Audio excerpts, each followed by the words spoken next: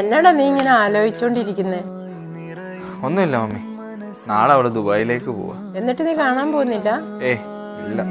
കനവുകൾ തിരികെ നീ വരുമോ അരികില പെയ്തൊരാമഴയിൽ ഞാനലിഞ്ഞിടവേ നിന്റെ പുഞ്ചിരി.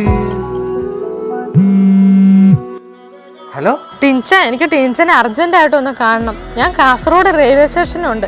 ഞാൻ ഇവിടുന്ന് മാംഗ്ലൂർ എയർപോർട്ടിലേക്ക് പോകുന്നത്.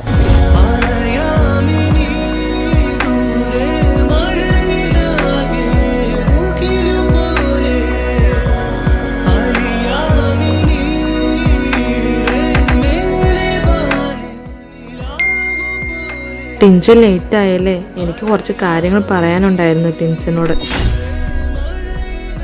അയ്യോ